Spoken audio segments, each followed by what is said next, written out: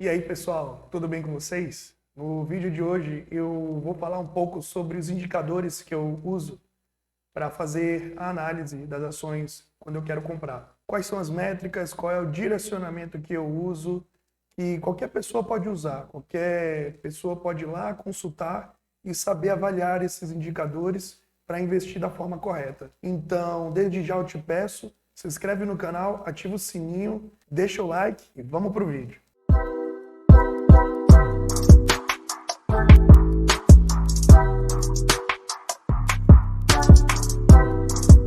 Bom, galera, então, para começar o vídeo, eu fiz uma lista aqui com 7 indicadores. Na verdade, 6 indicadores de fácil compreensão. E o sétimo e último não é bem um indicador, é mais uma análise da governança corporativa da empresa, que é algo bem tranquilo, bem fácil de você analisar. E eu vou falar um pouco aqui sobre cada um desses indicadores. Bom, o primeiro deles é o PL, preço sobre lucro. O que esse indicador ele diz ao acionista? Bom, basicamente ele fala o quanto de tempo o acionista teria o retorno que ele colocou no investimento. Então, por exemplo, ele fala se eu tenho um PL de 7, ele fala que em 7 anos eu teria esse retorno do meu capital investido. Um PL de 10, eu teria 10 anos para retornar o capital investido. A grosso modo, ele representa isso. Mas o que eu queria que você entendesse é a lógica do indicador. Preço sobre lucro. Então é um indicador de preço, é um indicador de lucro e é um indicador que eu uso para medir de uma certa forma ali a rentabilidade. Então é o quanto que eu estou pagando, que é o preço da ação, pelo lucro que ela me gera. Então se você entender mais ou menos isso, é como se você estivesse pagando por um negócio que te gera lucro. O quanto que você está pagando por esse negócio. Então esse é o PL, o preço sobre lucro. Empresas com PL acima de 20 já são consideradas empresas um pouco caras. E empresas com um PL abaixo de 3, elas já podem estar apresentando algum tipo de problema. No caso, empresas com PL negativo são empresas que dão prejuízo. Então, geralmente empresas que estão em recuperação judicial, elas apresentam um PL negativo. Agora, isso não vai determinar se uma empresa com PL acima de 20, que estaria cara, entre aspas, ela não vai te trazer o retorno adequado, porque isso, às vezes, também pode ser uma métrica que o mercado ele já está precificando essa empresa mais cara, porque ela vai te trazer um lucro bem maior do que acima da média. Se você pegar uma VEG da vida, ela sempre teve o PL caro. Eu me lembro que há 2 anos atrás, quando eu comecei a comprar a VEG, e ela estava ali no preço de 20, 22 reais. Eu cheguei a comprar a VEG a 17, 18 reais. O PL dela já era caro, já era um PL acima de 30, 35. E nessa época eu via bastante pessoas disseminando conhecimento para não comprar VEG, para que VEG era uma empresa muito cara, que não compraria VEG. Bom, se você acompanha o mercado de ações, você sabe o que aconteceu com o preço da empresa. Ela chegou muito próximo aos 90 reais, ela continuou crescendo, ela entrega lucro ao acionista, ela entrega resultado. Então, é uma empresa que o PL caro não significa que ela não vai te retornar o lucro. Significa apenas de que o mercado já está precificando esse lucro que é de uma empresa muito boa. Então, galera, se a gente tomar alguns exemplos aqui, como WEG ou Magazine Luiza, são empresas que sempre tiveram um PL muito acima da média, sempre tiveram um PL caro. Mas foram empresas que, no curto prazo, podemos dizer em 2, 3 anos, entregaram resultados incríveis. E as ações triplicaram de valor dessas empresas. Então não quer dizer que a empresa ter um PL maior do que a média, ela não vai te retornar aquilo que você espera. Então apenas tome um pouco de cuidado quando você for analisar uma empresa e perceber que ela tem um PL caro. Não quer dizer que ela não vai te retornar rentabilidade. É apenas dizer que o mercado está precificando retornos muito acima do que aqueles que seriam, digamos, normais. Então, o primeiro indicador foi o PL. O segundo indicador que eu quero conversar um pouco aqui é o preço sobre o valor patrimonial, o P sobre VP. Bom, esse indicador também é um indicador de preço. onde você divide o preço pelo valor patrimonial da companhia. Geralmente, se você paga um P sobre VP abaixo de 1, quer dizer que você está pagando um valor mais barato do que o valor patrimonial daquela companhia. Se você paga um P sobre VP acima de 1, é o contrário, você está pagando um valor mais caro sobre aquela companhia. Eu vou dar um exemplo aqui para vocês, galera. Eu estou no site Fundamentos, é o site que eu uso aqui para analisar as ações, aqui na empresa Itaúsa. A Itaúsa 4, se a gente perceber aqui, o preço sobre o valor patrimonial dela é de 1,50, nesse valor que ela está sendo negociada 10,21. Então, se a gente negocia um valor 50% acima do valor patrimonial, essa ação era para valer 6,82. É o valor por ação. Só que a gente acabou de ver que a cotação dela está 10,21. Então eu estou pagando aí cerca de 50% acima do valor da companhia, no preço da ação. Bruno, isso é bom, isso é ruim? Depende. Você não pode analisar só o indicador. Às vezes às vezes a empresa ela não consegue negociar muito abaixo do seu valor patrimonial. Então você acaba pagando um pouco de ágio. É normal. Se você sabe que essa companhia ela dá retorno, ela dá lucro, então você pode ali pagar um pouquinho de ágio, não tem problema. Eu não me importo com isso, porque eu sei que no longo prazo a companhia ela vai me retornar valor. A gente vai continuar avaliando outros indicadores aqui e vocês vão ver que eles se interligam um com o outro. E aí você, com uma análise um pouco mais macro, você consegue tomar uma decisão melhor para os seus investimentos. Por hora, eu quero que você entenda que o preço sobre o valor patrimonial é o quanto você paga na ação em relação ao valor patrimonial da companhia. Se for acima de 1, é mais caro que o valor patrimonial. Se for abaixo de 1, é mais barato que o valor patrimonial. Óbvio, é muito mais jogo, é muito melhor para o acionista pagar um valor mais barato. Mas a gente tem que entender também o porquê que o valor estaria mais barato. A princípio, eu entendo apenas que o valor patrimonial, o preço sobre o valor patrimonial, é um indicador de preço, se você está pagando caro ou barato em relação ao valor patrimonial da companhia. Bom, o próximo indicador é o ROI, o Return on Equity. Em inglês, quer dizer o retorno sobre o patrimônio líquido. Bom, a gente precisa entender o que é esse patrimônio líquido. O patrimônio líquido são os ativos menos os passivos. É tudo aquilo que a empresa tem que gera ativo para ela. Pode ser a receita, pode ser o caixa, pode ser imóveis, pode ser algum veículo que ela usa. Enfim, tudo aquilo que gera valor dentro da empresa, menos os passivos. Os passivos podem ser contas a pagar, empréstimos, dívidas, tudo aquilo que vai tirar dinheiro da empresa. Então, o patrimônio líquido são os ativos menos o passivo. Então, o ROI, ele é medido em cima do patrimônio líquido. A gente mede um ROI bom, ali acima dos 10%, a empresa já está com um ROI bacana, já está com um ROI ok. Perto dos 20% já é um ROI muito bom. Então, é o retorno para o acionista, é o retorno de quanto o acionista vai ter com o capital investido dentro da empresa. Perceba que até agora nós falamos sobre 3 indicadores e os 3 eles estão muito atrelados ao preço. E logo mais a gente vai ver outros indicadores que vai complementar a análise. Por hora eu quero que você entenda esses 3. Aqui, galera, novamente no site Fundamentos, então repare, o ROI da Itaúsa está de 12,3. Então o ROI ali na casa dos 10, acima de 10 já é um ROI bom.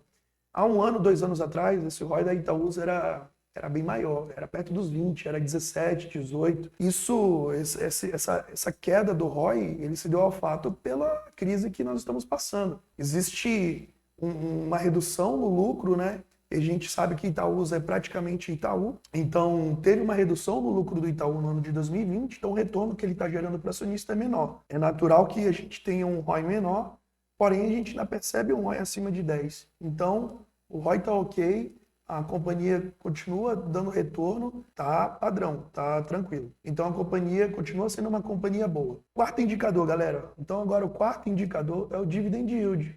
Para quem investe no longo prazo, para quem gosta de receber renda recorrente, esse é um indicador fundamental.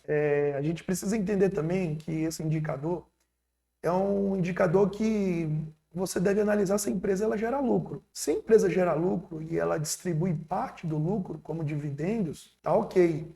Agora, se ela não gera lucro e continua distribuindo dividendos, isso é uma coisa perigosa. Isso daí a gente não deve investir numa empresa que pratica dessas atitudes, porque isso vai prejudicar a empresa. A empresa tem que reter tem que reter o seu lucro para reestruturar e dar mais lucro ainda. Quando uma companhia ela é uma companhia sólida, como o caso da Itaúsa, é o exemplo que eu estou usando aqui, quanto mais ela distribui dividendos, melhor, porque a gente sabe que a companhia dá lucro. Então, o dividend yield, que é o quarto indicador, ele nos diz o quanto de pagamento a companhia gera ao acionista em relação ao valor da ação, em relação ao quanto você está pagando na ação naquele momento. Então, por exemplo, se eu pago R$ 100 numa ação e ela me pagou R$ 10 de dividendos no ano, eu ganhei 10% de dividendo ao ano. E assim você pode analisar qualquer tipo de ação.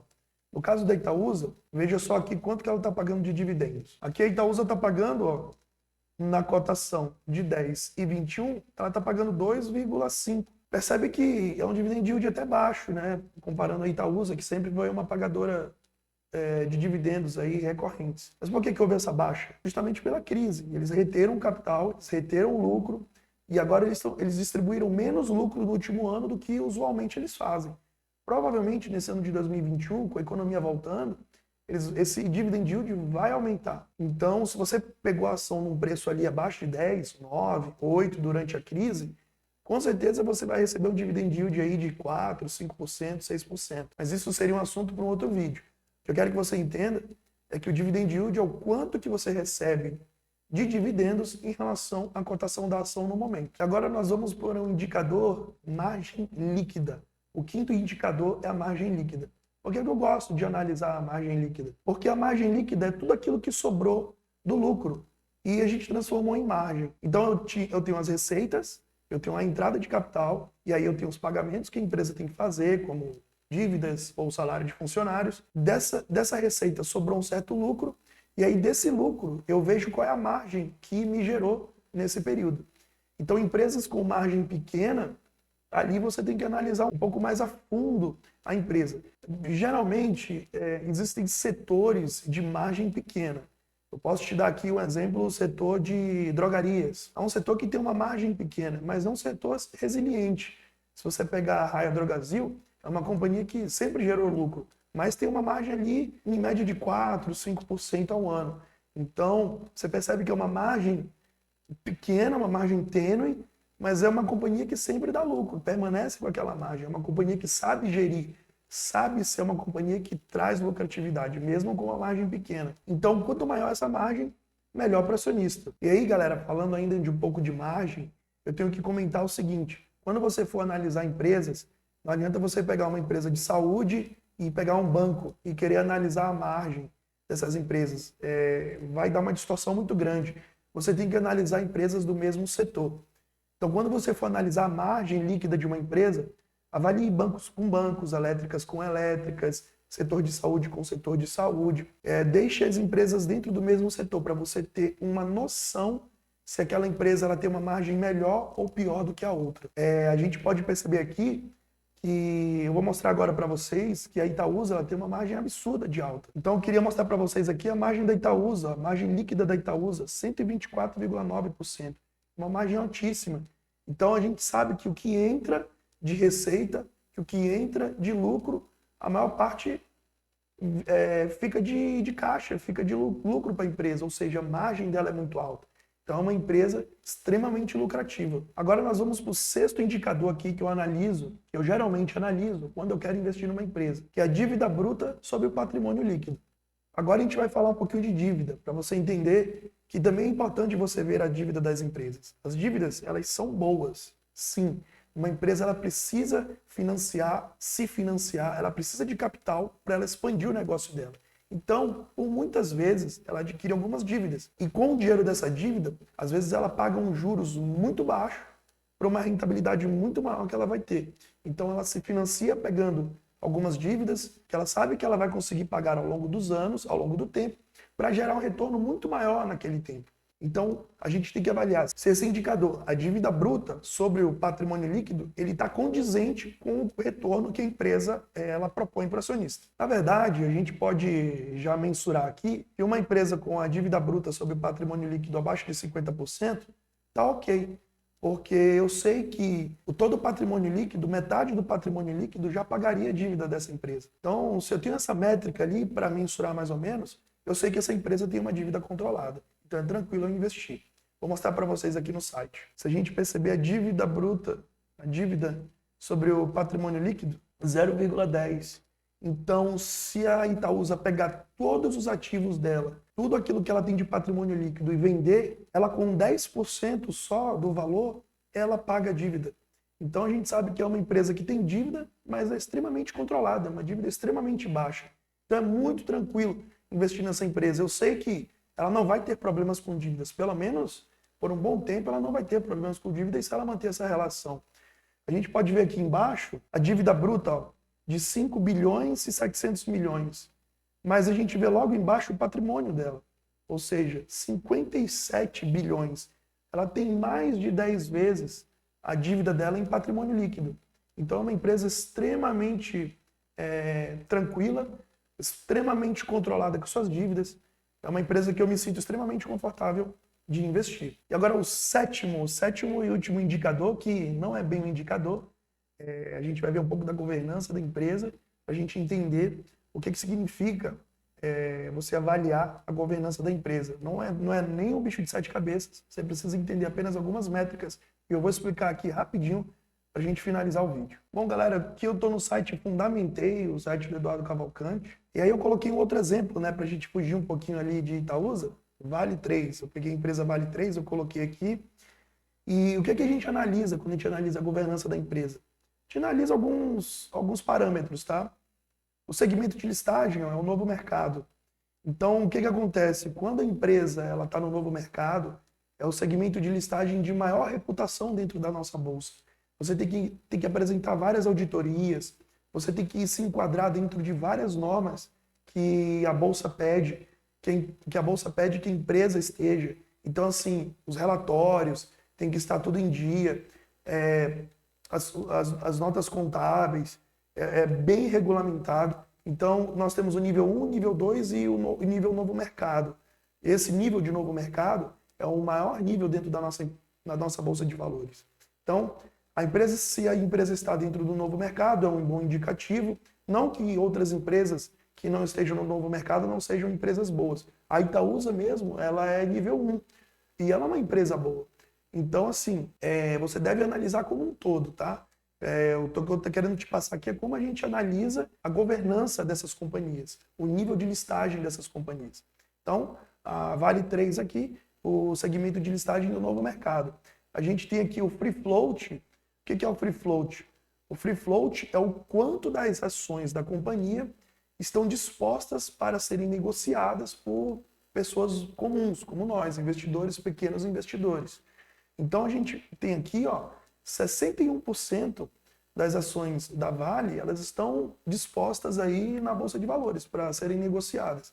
Isso é bom, isso é ruim, isso é ótimo. Eu diria que acima de 30% de free float já é um ótimo free float. Ou seja, isso reduz manipulação de mercado. Às vezes um diretor, alguém que tem uma participação muito alta da companhia, vende ações ou compra ações, isso distorce o preço. Então, quanto maior for o free float, melhor para evitar essas distorções de mercado, né? Mais pessoas negociando, o preço ele se ajusta melhor durante o tempo e você tem mais ações no mercado para serem negociadas. Então, um ótimo free float a Vale tem. E aí tem mais dois outros parâmetros que a gente analisa dentro da governança corporativa, que seria a participação do governo. A gente sabe que, por exemplo, uma empresa como a Petrobras tem alta influência do governo, uma empresa como a Eletrobras tem alta influência do governo. Então isso também pode influenciar em tomadas de decisões ali do conselho da empresa, do presidente da companhia.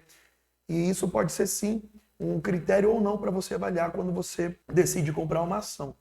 Então a gente tem a governança corporativa, a gente analisa o free float, a gente analisa o novo mercado, o segmento de listagem, né, essa nível 1, nível 2 ou novo mercado. A gente analisa se há interferência do governo, se o governo tem participação nessa companhia. A gente analisa também, se você quiser ter um parâmetro mais geral, você pode analisar no Reclame Aqui. Se você entrar no Reclame Aqui, você pode ver quantas reclamações aquela companhia tem, se ela busca atender as reclamações dos clientes, se os clientes ficam satisfeitos ou não. Então, isso também é um bom parâmetro para você analisar a governança corporativa das companhias. Então, com esses 7 indicadores que eu falei aqui para você, você pode sim analisar uma companhia e ter uma base, ter um parâmetro para saber se você quer investir numa empresa ou não. E se você já investe nessa companhia e já analisou, você pode ali a cada 6 meses ou a cada 1 ano, uma vez por ano, você reavaliar esses indicadores e ver se essa companhia ela permanece ali te satisfazendo como um investimento para você. Eu faço isso, eu tenho a minha carteira, eu vou reinvestindo todo o capital que entra novo, todo o dividendo que eu recebo, eu vou reinvestir naquelas empresas que eu julgo estar mais barato. E quando alguma companhia com algum desses indicadores não me satisfaz mais, eu deixo ali uns 2 ou 3 ali depreciarem bastante, eu vejo que aquela companhia não vai me dar mais retorno, eu pego e me desfaço e parto para outra.